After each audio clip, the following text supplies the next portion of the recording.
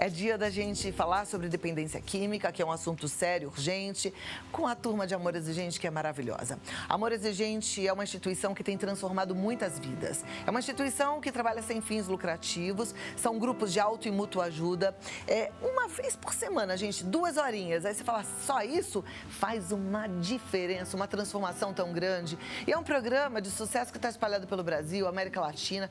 É sem custo nenhum, ninguém paga para participar, tá? E realmente consegue aí entrar na sobriedade. Você que tem um dependente químico na sua família entende melhor o que é essa doença. E hoje, para a gente entender um pouco mais sobre a dependência química, eu recebo o Miguel Tortorelli, que é presidente hoje da Federação de Amor Exigente, e o psicólogo Sérgio Castilho. Sejam bem-vindos os dois.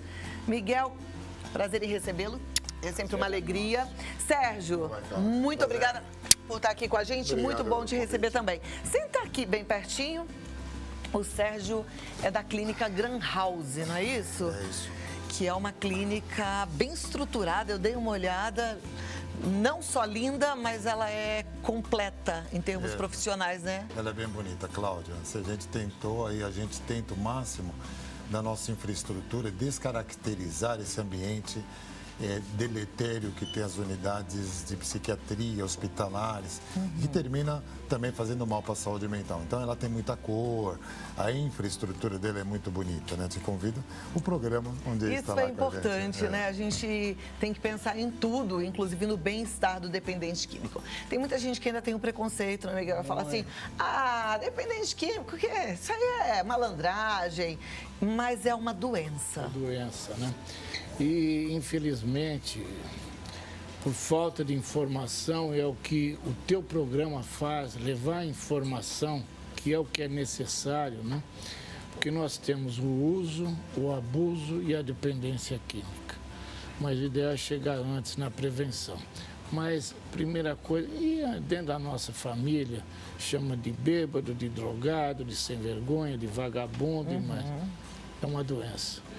Agora, Sérgio, essa coisa de ser bonita, colorida, e o tratamento? Como é que é o tratamento? E hoje é tratamento que as pessoas querem que nós saber vamos assim, falar, né? Meu filho está nas ruas, eu estou com a minha filha perdida, como é que eu faço? Existe tratamento? Cláudia, primeiro eu quero te parabenizar assim, pela coragem de estar tratando desse assunto, né, na contemporaneidade. Um assunto onde nós temos quase 30 milhões de famílias aqui no Brasil sofrendo já com dependência já estabelecida, né? Mas é uma coisa que não dá tanta audiência, assim, no sentido... É verdade. As pessoas, elas procuram... Aqui a gente fala do que é bom e as pessoas gostam de ver desgraça, né? A gente fala de esperança, a gente fala de possibilidade de tratar. chama muito mais atenção, né? Então, quero te parabenizar. Obrigada. E agradecer pela essa oportunidade de a gente estar conseguindo multiplicar um pouquinho mais esse assunto, né? Como o Miguel faz isso no mundo inteiro e a gente tenta também ter essas contribuições. O trato da dependência química, Cláudia, é muito difícil, porque ninguém consegue fazer isso sozinho, está fadado ao fracasso, aqueles profissionais que têm a prepotência de tentar fazer isso sozinho, não quer. Nós temos uma rede que não se comunica, não tem essa intersecção entre as unidades, não temos protocolos definidos aqui no Brasil para atendimento do TUS, do transtorno por uso de substância. Então, cada um meio que faz o que quer, né? Então, nós não temos um protocolo muito bem definido. E isso tende a prejudicar dentro de uma doença tão estigmatizada que sofre discriminação e preconceito. As pessoas, o tratamento já começa com esse impeditivo. As pessoas não se expõem, porque se ela expor ao tratamento, é como se ela tivesse, por estar com a alma enfraquecida, é como se ela estivesse assumindo o que todo mundo fala. Um sem vergonha, um mau caráter, um bêbado, um safado.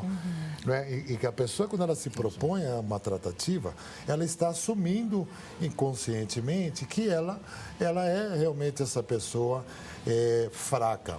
E não é uma verdade.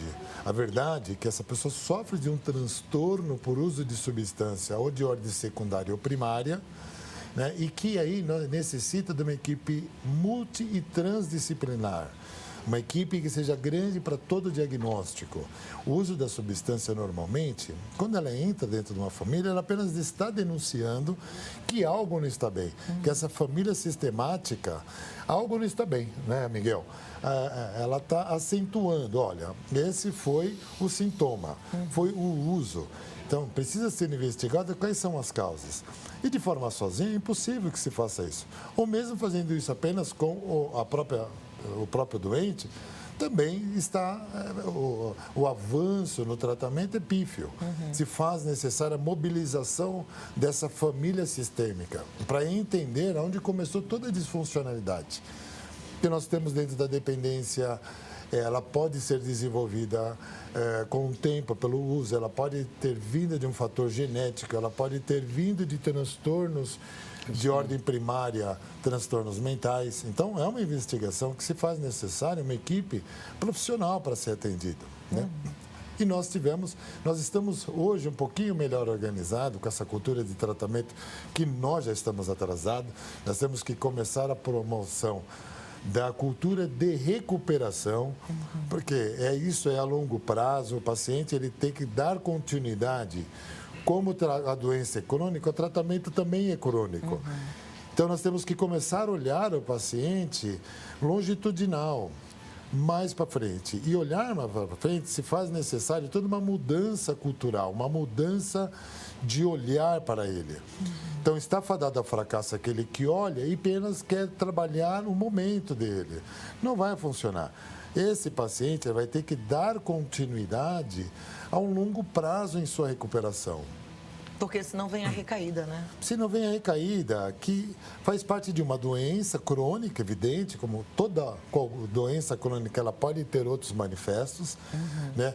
No entanto, se nós cercarmos isso com um protocolo muito bem definido, começarmos a produção da cultura da recuperação, nós vamos chegar a um ponto, como eu vi nos Estados Unidos, em até cursos que eu fui fazer, as pessoas comentarem da rede ambulatorial que se tem, a maior rede que existe, que são grupos anônimos, né, que nós profissionais temos obrigação de trabalhar com esses grupos de encaminhamento, porque é gratuito, tem a todo momento, tem a todo dia, é muito baixo custo e está disponível.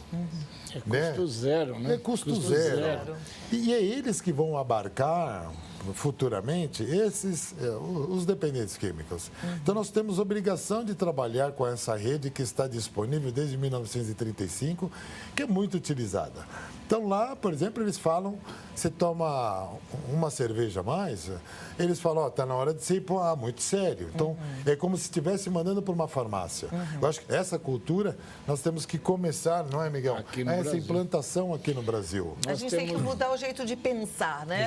Que é o que eu faço aqui toda semana e com muita alegria de falar, dependência química é uma doença. A gente tem que encarar de forma séria, né? E doença precisa de tratamento. O que me chamou a atenção no seu tratamento multidisciplinar é que tem várias terapias. Eu vi que vocês têm o mindfulness, tem a terapia ocupacional, laborterapia, tem as terapias de grupo, né?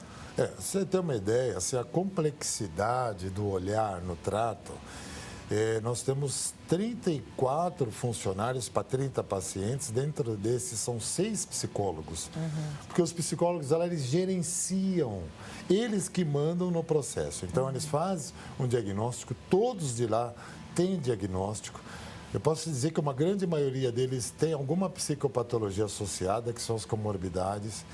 Eu acho que é um alerta super importante, assim, não tem ninguém, Cláudia, ninguém que consegue sair do uso de drogas sem perdas. Não tem. O uso de drogas, às vezes as pessoas não entendem, os pais não entendem, as famílias um pouco mais longe, de grau de parentesco, os amigos, mas o uso, ele é prazeroso. Acho que se ele não fosse tão deletério, também não seria ruim, mas ele é deletério ao sistema neurológico. O uso de drogas, ele reconfigura o cérebro, ele monta um software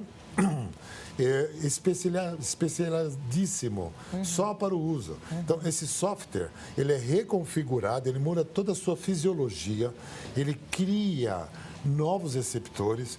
Então, é uma complexidade. Então, esse cérebro ele fica preparado para o uso. Não usar é como se subisse uma escada rolante contrário. Então, para o dependente químico usar, é o natural. Então, você imagina a quantidade de profissionais que se faz necessário, então, para um diagnóstico e acompanhamento mais efetivo dele. Dentro a gente tem astrólogo, nós temos mindfulness, nós temos educador físico, temos psicólogo especializado em psicodinâmica breve, nós temos psicanalista, nós temos... Assim, Agora tem toda essa variedade de profissionais, mas a gente sempre fala aqui da importância da família. Mesmo com tudo isso, a família é importante, Miguel? É super importante, mas deixa eu voltar um pouquinho. Nós estamos falando na comunidade, né, do Sérgio, na clínica dele. Acabei de receber agora o doutor Quirino, que é o secretário nacional de política sobre drogas, de cuidado sobre drogas, né? Ele dizendo que aqui no Brasil nós temos apenas 1/3 dos leitos psiquiátricos que nós devíamos ter. Então, nós ainda precisamos, isso por conta das políticas anteriores que fecharam os leitos psiquiátricos, que aqui diz que você tem que ser cuidado em casa. E é muito difícil, não dá, tem que ser realmente num leito hospitalar, numa psiquiatria especializada. A família é fundamental em tudo, Cláudio. Tudo. Não existe prevenção, não existe tratamento, não existe recuperação sem a família. Nós estivemos agora, esse final de semana, tivemos quinta, sexta, sábado, num grande congresso, no maior congresso da Argentina sobre drogas. E nós falamos sobre amor exigente. E o que tinham lá eram todos profissionais, 3.100 pessoas que assistiam, né, essas palestras. Teve gente de toda a América Latina. Todos realmente são unânimes. É a família. Sim. Família é tudo, em todas as coisas. E na prevenção, que é o principal, nós temos que chegar antes, Cláudia. E o amor exigente trabalha muito na prevenção. E nós temos que ir por aí. Depois, e é o que acontece nos nossos grupos, nós recebemos já com o problema instalado. E é muito mais difícil. Né? O Sérgio estava contando a experiência dele dentro disso. Quando as pessoas chegam, já chegam com essa comorbidade que ele falou, é muito mais difícil de tratar e é muito mais difícil depois de se recuperar. O melhor dos mundos seria mesmo a prevenção, né? E é interessante que a gente ainda tem uma cultura assim de, tá tudo bem, deixa, eu não tive esse alerta na minha época era diferente. A gente está largando de mão e tem que realmente prestar atenção, reaprender, né? Porque a gente quis fazer diferente dos nossos pais e errou, então tem que reaprender. Busca um grupo de amor exigente para fazer o curso de prevenção, porque é espetacular. Cláudia, só um detalhe. As drogas de hoje são completamente diferentes daquela quando era o paz e amor, da maconha. E está ficando cada vez pior, né, Miguel? Cada vez pior. Eu já falei aqui, tem um programa na televisão que mostra a indústria da droga e é impressionante que eles pesquisam, como qualquer outra indústria, para ver qual é a droga que mais vai viciar o dependente químico, a que mais vai fazer sucesso para que mais gente use. É uma coisa absurda. É só então negócio, a gente tem que estar atento. Dinheiro. Negócio, dinheiro, mas assim, um dinheiro para matar alguém. Vamos voltar para o nosso assunto, que é a dependência química. Eu não falei para o pessoal participar através do WhatsApp, mas quem quiser mandar aí a sua história, a sua dúvida, a sua angústia, fica à vontade no 11 9 50 45 18 40. Eu acho que tem que aproveitar, mandar perguntas ao Sérgio, que é um especialista. Porque a pessoa que está lá em casa, como é que eu vou tratar o meu ente querido? Aproveite, manda a sua pergunta, vai ter um retorno. Com certeza nós temos que levar esperança. Existe vida após as drogas. Sérgio, existe chance de recuperar um dependente químico sem internação? Existe, sim. É isso que nós estávamos falando no início e da importância da família dentro desse processo. A família, se nós entendermos do ponto de vista psicológico, que nós nascemos uma tábua vazia sem preenchimento, uma folha sem preenchimento, e ela vai ser preenchida com a família, com esse consciente coletivo, individual, um pouco de herança. Então, sempre lembrando que aquela mesma menina, aquele rapaz, aquele filho, ele é fruto dos ensinamentos familiares. Então, a formação de personalidade, ela se dá em função da criação que essa criança teve. Então, nós só vamos entender se essa criação ela foi positiva na adolescência, para a idade adulta, na formação do teu sistema neurológico e da personalidade, o resultado que nós colocamos.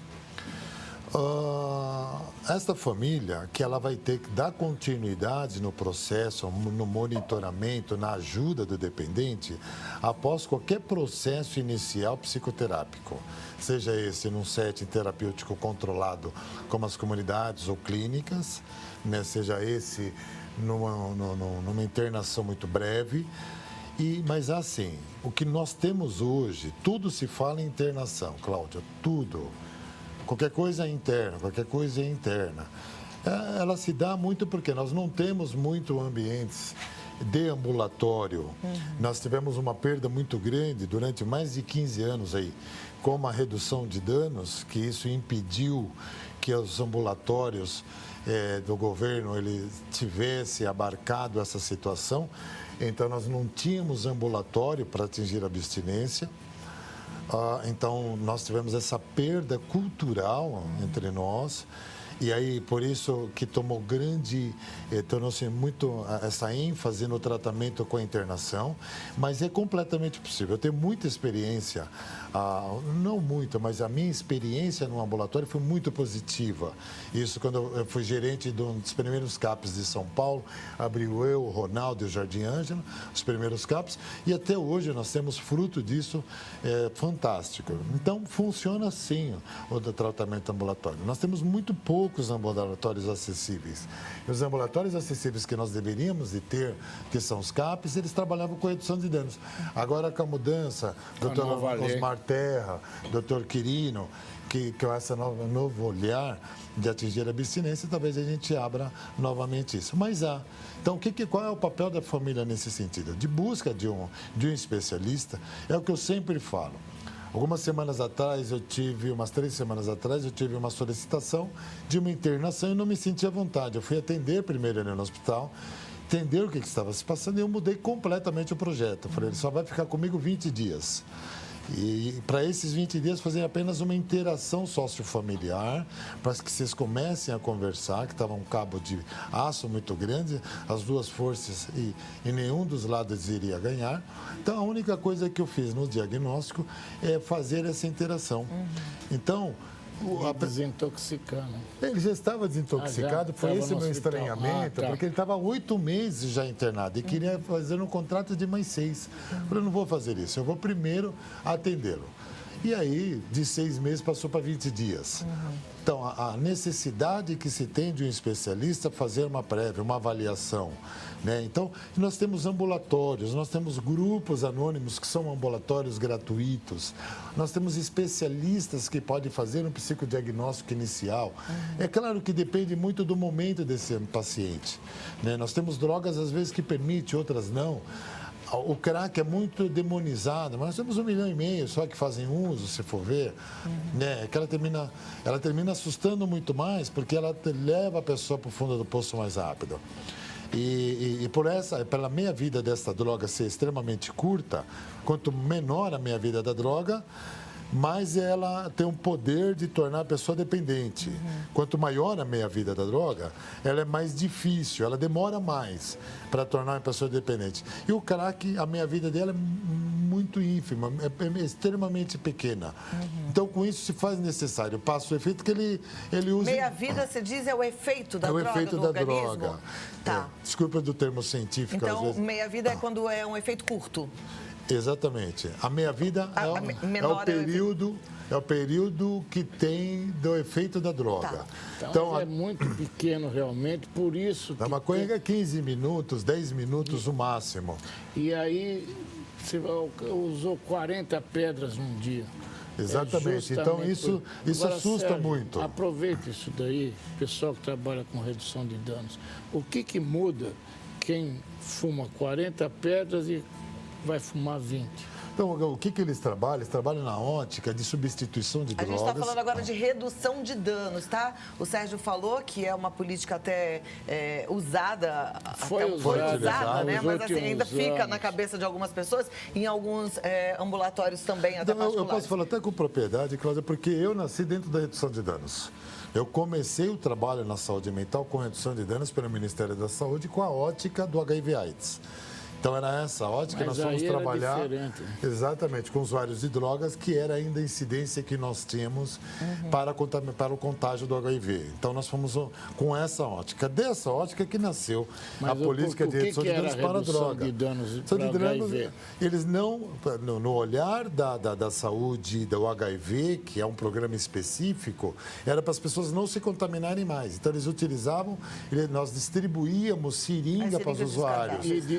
E preservativos. E preservativos. Não se metia com o uso dele. Mas é em função disso que nasceu o CAPS, o primeiro CAPS. Porque eu atendia os usuários de madrugada e eles falaram, eu não quero outra seringa, eu quero parar. E aí nós começamos uma briga política e isso foi bastante interessante, porque na interrogação, nessa prerrogativa de entrevistar, que não era o nosso papel, mas a sensibilidade que nós tínhamos, nós entrevistávamos. E eles falaram, eu não quero seringa, eu quero parar de usar. Começamos a enumerar uma série de pessoas que queriam ajuda e levamos até era o Eduardo Jorge, que era o secretário da política do PT, e nós levamos até ele a solicitação de mais 300 usuários na região. E começamos a lutar por um ambulatório, e nisso o Fernando Henrique sancionou o CAPS, a política de CAPS, aí nós brigamos para ter um. Então, essa história até que é a minha história dentro da saúde mental. E aí eu tinha essa política. Agora, a política de redução de danos específica para usuários de drogas, eles tentam minimizar os danos, que é, olha, o cara que é muito deletério, nós vamos usar maconha e álcool. Então, não adianta. Ninguém trata se não houver consciência. Para a pessoa submeter-se ao tratamento, tem que haver a consciência. Para ter consciência, ele não pode estar com alteração de nenhuma droga. Então, essa política, ela não é funcional. Acho que a técnica da redução de danos, ela pode ser utilizada dentro de um nicho de técnicas, né? Mas não ela como mote, não ela exclusivamente como mote de um tratamento. Porque nós temos que dar oportunidade para essa pessoa se recuperar. Nós temos que dar oportunidade para que ela entre no processo de recuperação e nós vamos precisar da consciência dela. Com certeza. Perfeito. Tem uma pergunta aqui do José Neves, ele é de Serra Espírito Santo. Quando o dependente não quer parar, o que fazer? Então, é que eu digo assim. Se nós tivermos, José é o nome dele? Se nós tivermos uma pessoa tendo um ataque do miocárdio, que é uma parada cardiovascular, uma parada respiratória, em nossa frente, o que nós faríamos? Essa pessoa, ela tem condição de falar, eu não quero, eu quero? Leva direto para o hospital. Leva, chama um resgate, chama o SAMU e leva. Então, a mesma regra se aplica para qualquer tipo de doença. O que impede de nós termos essa ação é muito preconceito, às vezes. Não, olha, se nós tivermos esse olhar que ele está padecendo de uma doença, nós temos obrigação, a obrigação enquanto ser humano, de fazer uma intervenção por esta pessoa. As outras perguntas são parecidas, então, para quem mandou perguntando o que fazer, a gente abandonou, a gente desistiu, eu acho que a resposta é a mesma. Você não abandona uma pessoa que teve um infarto, né? Você resgata, você leva para o hospital. É isso que a gente tem que fazer, né? Mas ele tem que ir para um grupo de apoio. Ele tem que ficar bem.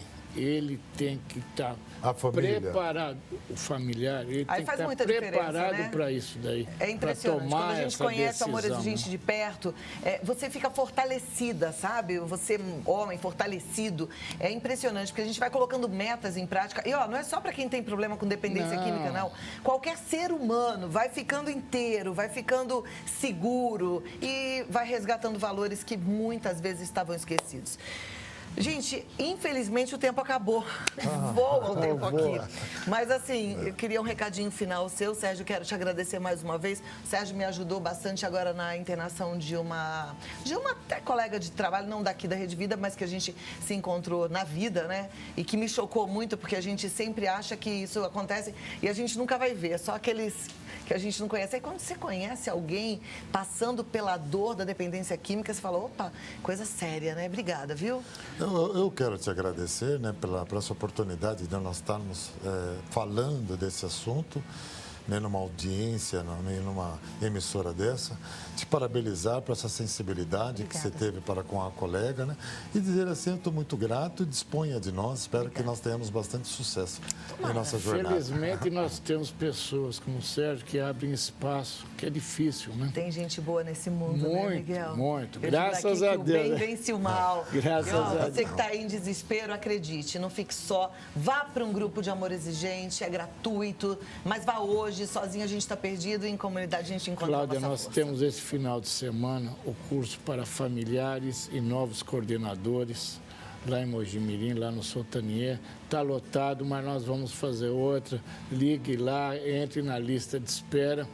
E um de prevenção que nós vamos ter em Serra Negra, dia 19 de outubro. Dá tempo e todas as informações você tem no site amorexigente.org.br, o telefone é 19-3252-2630. Mais uma vez, Sérgio Castilho, muito obrigada. A clínica que... Você é o diretor da clínica? Sou diretor de tratamento. É a Gran House, que fica em Mairiporã, não é isso? É isso aí, é fácil. Muito obrigada, viu?